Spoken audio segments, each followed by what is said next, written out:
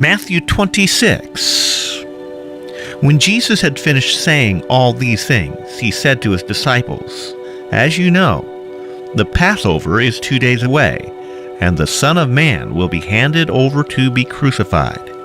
Then the chief priests and elders of the people assembled in the palace of the high priest, whose name was Caiaphas, and they plotted to arrest Jesus in some sly way and kill him, but not during the feast. They said, "Or there may be a riot among the people." While Jesus was in Bethany in the home of a man known as Simon the leper, a woman came to him with an alabaster jar of very expensive perfume, which she poured on his head as he was reclining at the table. When the disciples saw this, they were indignant. "Why this waste?" they asked. "This perfume could have been sold at a high price and the money given to the poor." Aware of this, Jesus said to them, "Why are you bothering this woman? She has done a beautiful thing to me. The poor you will always have with you, but you will not always have me. When she poured this perfume on my body, she did it to prepare me for burial. I tell you the truth. Wherever this gospel is preached throughout the world, what she has done will also be told in memory of her." Then one of the 12, the one called Judas Iscariot, went to the chief priests and asked, "What are you willing to give me if I hand him over to you?" So they counted out for him 30 silver coins. From then on, Judas watched for an opportunity to hand him over.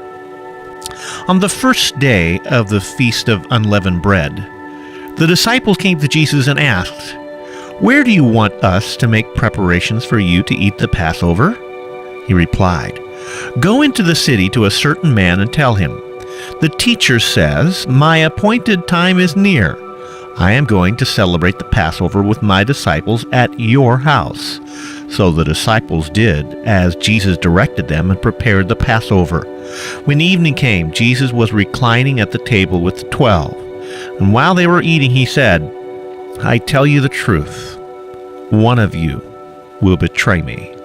They were very sad and began to say to him one after the other, "Surely not I, Lord." Jesus replied, "The one who has dipped his hand into the bowl with me will betray me.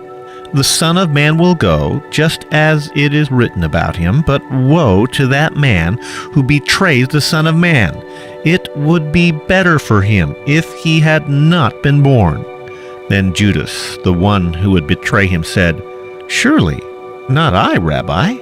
Jesus answered, "Yes, it is you." While they were eating, Jesus took bread, gave thanks, and broke it, and gave it to his disciples, saying, "Take and eat. This is my body." Then he took the cup, gave thanks, and offered it to them, saying, "Drink from it, all of you. This is my blood of the covenant, which is poured out for many for the forgiveness of sins. I tell you, I will not drink of this fruit of the vine from now until the day when I drink it anew with you in my Father's kingdom." When they had sung a hymn, they went out with him to the Mount of Olives.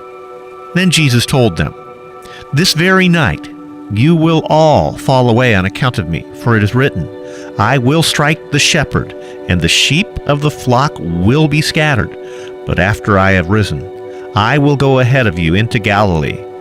Peter replied, "Even if all fall away on account of you, I will never."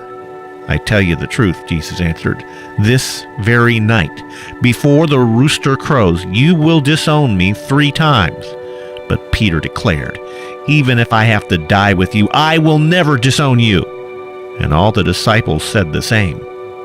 Then Jesus went with his disciples to a place called Gethsemane, and he said to them, "Sit here while I go over there to pray." He took Peter and the 2 sons of Zebedee along with him, and he began to be sorrowful and troubled. Then he said to them, "My soul is overwhelmed with sorrow to the point of death. Stay here and keep watch with me." Going on a little further, he fell with his face to the ground and prayed, "My Father, if it is possible, may this cup be taken from me, yet not as I will, but as you will." Then he returned to his disciples and found them sleeping. Could you men not keep watch for me for 1 hour? He asked Peter. Watch and pray, so that you will not fall into temptation. The spirit is willing, but the body is weak. He went away a second time and prayed, My Father, if it is not possible for this cup to be taken away unless I drink it, may your will be done. Then he came back and found them sleeping because their eyes were heavy. So he left them and went away once more and prayed the third time the same thing. Then he returned to his disciples and said to them, Are you still sleeping and resting? Look, the hour is near, and the Son of Man is betrayed into the hands of sinners. Rise up, let us go from here. Here comes my betrayer. While he was still speaking, Judas, one of the 12, arrived. With him was a large crowd armed with swords and clubs, sent from the chief priests and the elders of the people. Now the betrayer had arranged a signal with them. The one I kiss is the man. Arrest him. Going at once to Jesus, Judas said, Greetings, Rabbi, and kissed him. Jesus replied, Friend, do what you came for. Then the men stepped forward, seized Jesus, and arrested him.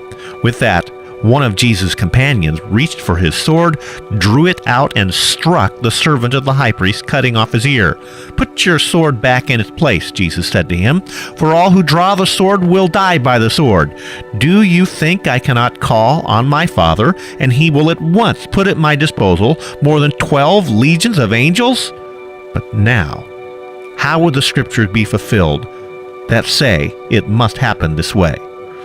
At that time, Jesus said to the crowd, Am I leading a rebellion, that you've come out with swords and clubs to capture me? Every day I sat in the temple courts teaching, and you did not arrest me. But this has all taken place that the writings of the prophets might be fulfilled. Then all the disciples deserted him and fled. Those who had arrested Jesus took him to Caiaphas the high priest, where the teachers of the law and the elders had assembled. But Peter followed him at a distance, right up to the courtyard of the high priest. He entered and sat down with the guards to see the outcome. The chief priests and the whole Sanhedrin were looking for false evidence against Jesus so they could put him to death, but they did not find any, though many false witnesses came forward. Finally, 2 came forward and declared, This fellow said, I am able to destroy the temple of God and rebuild it in 3 days. Then the high priest stood up and said to Jesus, Are you not going to answer? What is this testimony that these men are bringing against you? But Jesus remained silent. The high priest said to him, I charge you under oath by the living God. Tell us if you are the Christ, the Son of God. Yes, it is as you say, Jesus replied. But I say to all of you, in the future, you will see the Son of Man sitting at the right hand of the Mighty One and coming on the clouds of heaven. Then the high priest tore his clothes and said, He has spoken blasphemy! Why do we need any more witnesses? Look, now you have heard the blasphemy. What do you think? He is worthy of death, they answered. Then they spit in his face and struck him with their fists. Others slapped him and said, Prophesy to us, Christ, who hit you? Now Peter was sitting out in the courtyard, and a servant girl came to him. You also were with Jesus of Galilee, she said. But he denied it before them all. I don't know what you're talking about, he said. Then he went to the gateway, where another girl saw him and said to the people there, This fellow was with Jesus of Nazareth.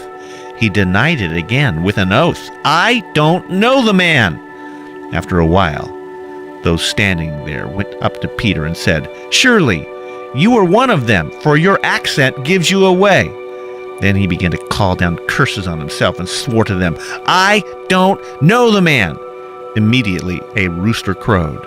Then Peter remembered the word Jesus had spoken. Before the rooster crows, you will disown me 3 times. And he went outside and wept bitterly.